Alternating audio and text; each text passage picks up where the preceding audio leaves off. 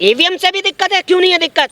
अरे भारतीय जनता पार्टी चिल्ला चिल्ला के चिक चिक के कहती थी कि 3 तलाक 21 देशों में बैन है, हम इसलिए लाए हैं।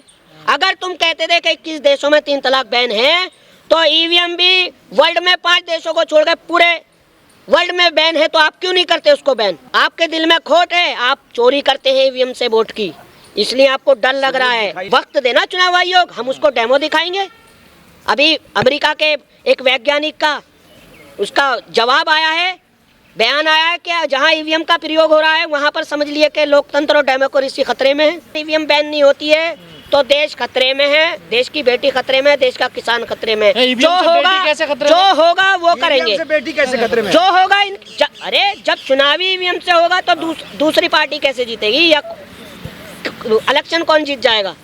यही जीतेंगे, मनमानी चलाएंगे अपनी। अगर बिल्डोजर से ही न्याय होने लगे तो बंद कर दो, तो आप आग लगाओगे? इन थानों को बंद कर दो, इन कोर्टों को बंद कर दो।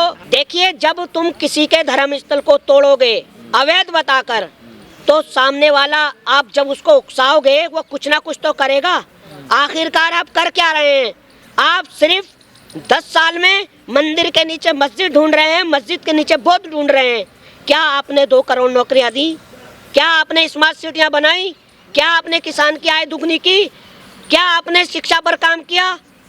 क्या आपने बेटी की रक्षा पर काम किया? मुझे बीजेपी से नहीं, मुझे उनकी विचारधारा से है। देखिए, हल्द्वानी इस वक्त जिस तरीके से जल रहा है और जिस तरीके से वहाँ के मुसलमानों को टारगेट बनाया जा रहा है, चाहे धर्मस्थलों को अवैध बताकर और वहाँ की भीड़ को उकसाया जा रहा है, पूरी प्लानिंग से वहाँ पर जो किया गया है बिल्कुल सरासर नाजायज़ हो रहा है उन लोगों के साथ। एक समुदाय को भारतीय जनता पार्टी और वहाँ के जो मुख्यमंत्री हैं टारगेट कर रहे हैं मुसलमानों को, और बहुत ही दुख की बात है कि उनके साथ बहुत बुरा हो रहा है।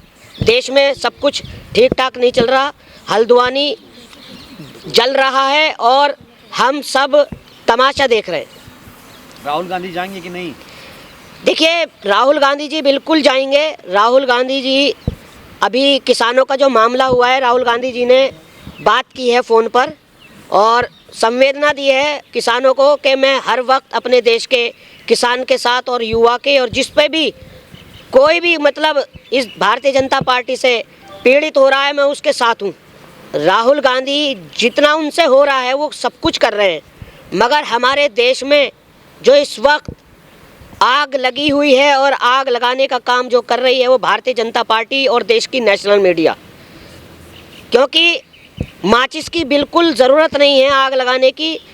नेशनल मीडिया ऐसा काम और ऐसा घिनौना अपराध कर रही है कि हमारे देश को जलाने का काम वो मीडिया का ही काम है। मीडिया इसमें ज़्यादा भूमिका भारतीय जनता पार्टी की नहीं है। सबसे ज़्यादा अगर देश को आग में सुलगाने का काम कर रही है तो हमारी नेशनल मीडिया कर रही है।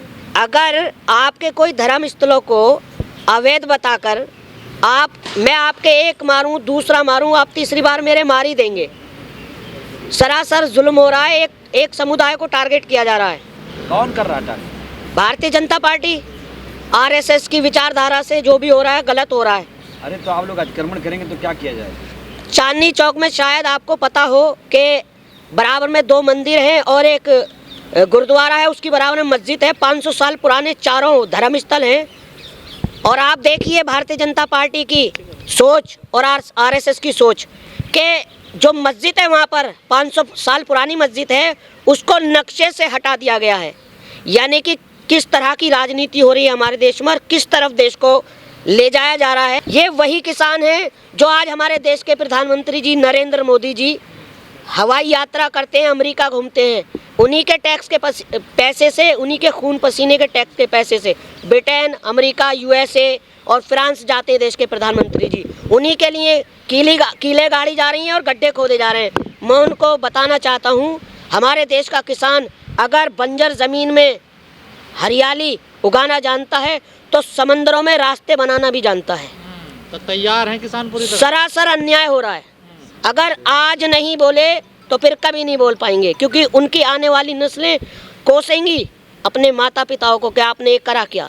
किसान अपने हक पे हैं, हक की मांग कर रहे हैं, बहुत अच्छी मांग कर रहे हैं, गलत नहीं है किसान। पर आंसू गैस के गोले बरसाए जा रहे हैं। देखिए, ऐसा तो हमारे क्रांतिकारियों पर भी किया गया था। कितना जुल्म किया था अंग्रेजों ने, कितना जुल्म किया था, कितनी बंदिशें लगाई थी, मगर भगत सिंह या सुखदेव गुरु जैसे, अशफाकुल्ला खान जैसे, महाराणा प्रताप जैसे अगर यही सोचकर अगर कीले गाड़ी हैं या कुछ भी हुआ है, अगर वो अपने घर बैठ जाते तो आज ये अपने अपने हाथों में अब माइक लिए ना होते, किसी अंग्रेज के यहाँ टॉयलेट में बुरुश मारते हुए होते।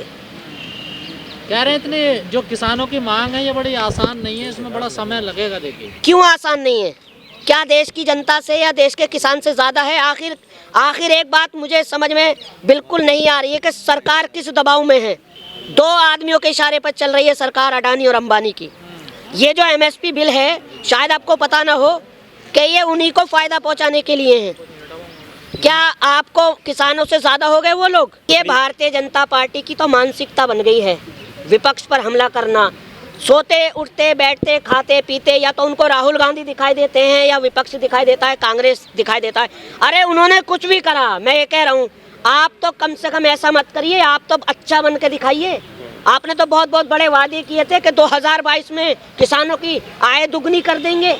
क्या हुआ? कहाँ हुई आय दुगनी? भारतीय जनता पार्टी 400 पार हो या न हो, मगर लहसुन 600 पार हो गया। भारतीय जनता पार्टी के पास और नरेंद्र मोदी के पास ईवीएम का जिन है तो वाकई में 400 नहीं 400 पार है। ईवीएम का रोना बंद करिए, बीजेपी कह रही है।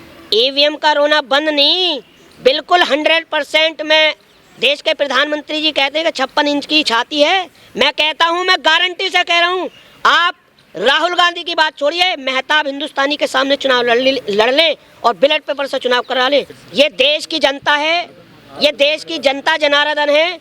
अगर आपको आसमान पर बिठा सकती है तो जमीन पर भी पटक सकती है। ये भूल जाएं देश के प्रधानमंत्री जी और गृह मंत्री अमित शाह जी। वही भारतीय जनता पार्टी जिनके शवों पर बीजेपी का झंडा रखा गया, उनके फोटोओं पर वोट मांगा गया, आज उनके परिवारों को कोई पूछेगा जाकर कि आज उनका परिवार किस हालत में है, बच्चे किस हालत में है, उनकी बीवी, उनकी बहन, उनकी माँ किस हालत में है।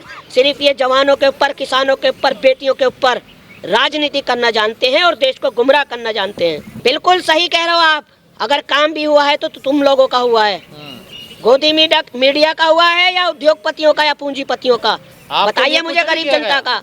किसान वोट नहीं दे रहा, बेटी वोट नहीं दे रही, देश का नौजवान वोट नहीं दे रहा। ये जो मैंने कुर्ता पहना है ना, ये मैंने अपने जो मेरे किसान है ना, जो टैक्स का पैसा देते हैं उनकी बदौलत है, ना कि देश के प्रधानमंत्री की 5 किलो राशन ले रहे हो महीने का। अरे तो भैया आ रहा है ना आपके घर में? आपको नहीं मिल रहा? आ रहा है ना। हाँ। क्या 5 किलो राशन से पूरा हो जाएगा? और पूरा हो जाएगा। घर के और खर्चे नहीं है, सिलेंडर नहीं है, पेट्रोल नहीं है, डीजल नहीं है। सिलेंडर भी 1000 रुपए कर दिया आपके चाहिए। 1150।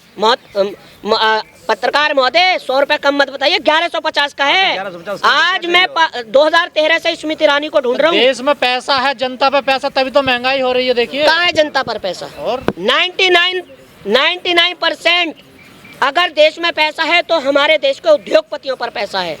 उद्योगपतियों पर, कमलनाथ पर, अडानी अंबानी पर, महेश चोकसी पर, विजय माल्या पर, ललित मोदी पर, नीरव मोदी पर, जो इस देश से बारी बारी देश से पैसा लेकर भाग रहे हैं।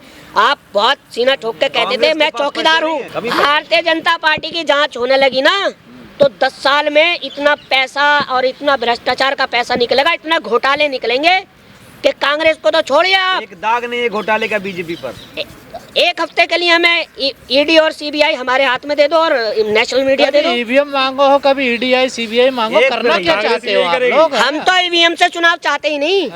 हम तो ईवीएम लाए ईवीएम कांग्रेस ही। अरे हम लाए थे, बिल्कुल सही कह रहे हो आप, मगर हम ईवीएम का गलत इस्तेमाल करने के लिए नहीं लाए थे कि हम वोट चोरी करें। हम लाए थे देश की जनता के भले के लिए लाए थे।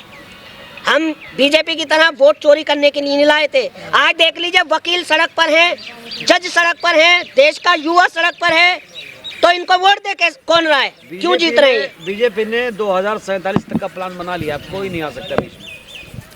देखिए, मैं फिर कह रहा हूँ कि बीजेपी की या देश के प्रधानमंत्री की गारंटी तो छोड़िए, एक बार अगर आप देश में इतने लोकप्रिय हैं और तुम जनता के बीच में इतने बड़े नेता उनके लोकप्रिय हो और अपने आप को कहते हो 56 इंच की छाती, तो कराते क्यों नहीं आप? ब्लेड पेपर से चुनाव करा लीजिए। ये भी सब इंदिरा गांधी लेकर आए हैं। फोन जो आज मैं चला रहा हूँ ना, आईफोन और कंप्यूटर जो चला रहा हूँ, ये इंदिरा गांधी की बदौलत है। इंदिरा गांधी की बदौलत। राजीव गांधी, तो इंदिरा गांधी, आज इस देश को जो बनाया है ना, उन्होंने ही बनाया। और जिनकी बदौलत बैठे हो